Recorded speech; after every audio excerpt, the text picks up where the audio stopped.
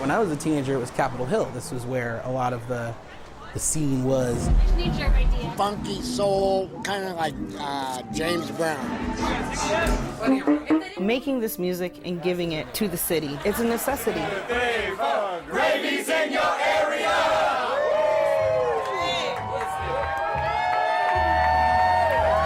Good evening, Capitol Hill. Looks like you came to have a dance party.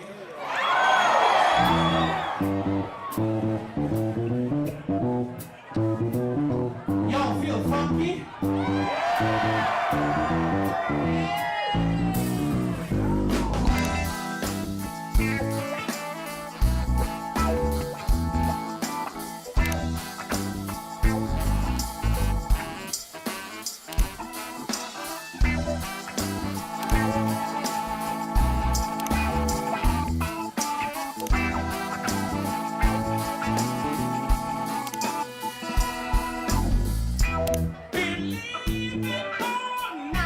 My name's Joe Simpson. I'm a childcare worker and a working artist in Seattle.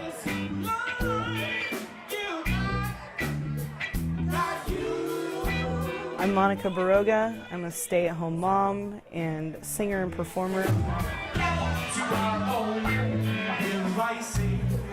Eldridge Gravy and the Court Supreme is our gigantic funk and soul ensemble. We are never not a good time.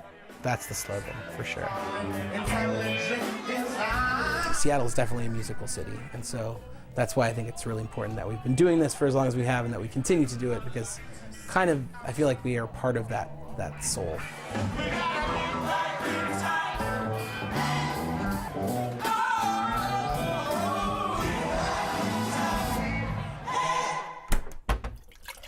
Here you go, bud.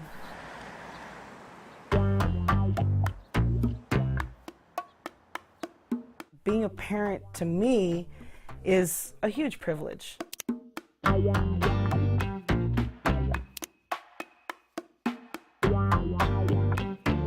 It's hard to make ends meet and support a family on the salary of a child care worker. Oh, it's, Yeah, we get by with help from our friends pretty much. yeah, family and friends. And we do little shortcuts, you know, like sometimes we'll go to the food bank if we need to. And we kind of get every other benefit we possibly can for Felix too.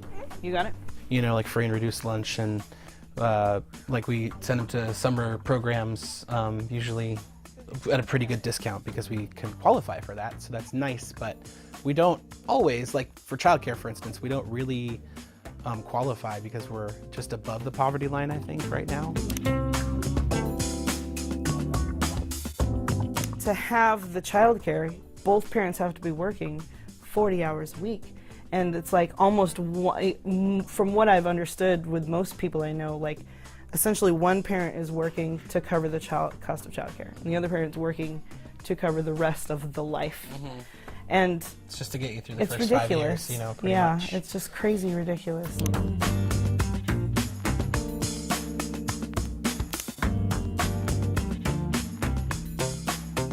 Let's see, here, you sit here, I'll sit here. I mean, I think about college all the time and how that will work and how we're really going to have to prepare him to fill out some FAFSA forms and, you know, really go out there and get a scholarship if he wants to pursue that. You can do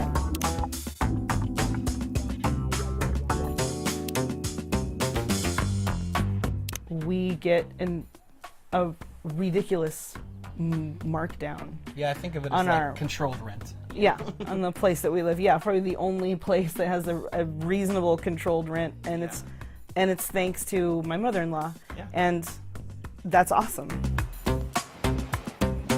Still may become untenable, you know, to live here because of the cost of living and continually going up, and my wage staying at a pretty steady plateau.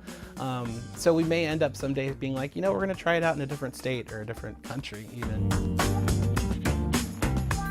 What sacrifices do you guys make? In the last year Yeah. and a half, we got internet at this house. So like we were like living in this Stone Age feeling of like, I have to go to the library to use the internet. It's not in my house. You feel positive about something if you feel good about where you're at, you know? So like, I don't think about sacrifices I make as sacrifices. They're just like how it is. It's a way of life. That's how we're doing it now.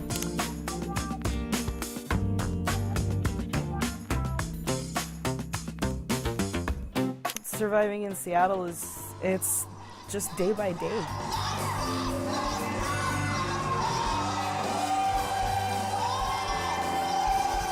And a lot of artists from Seattle that I know have moved to LA, and I think about kind of the way that drains the personality away from the city in many ways.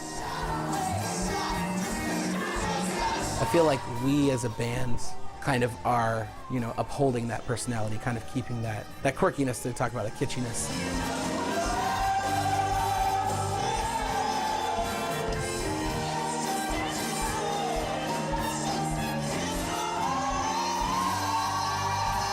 We're going to continue to give the gift as long as people are there to receive it, for sure.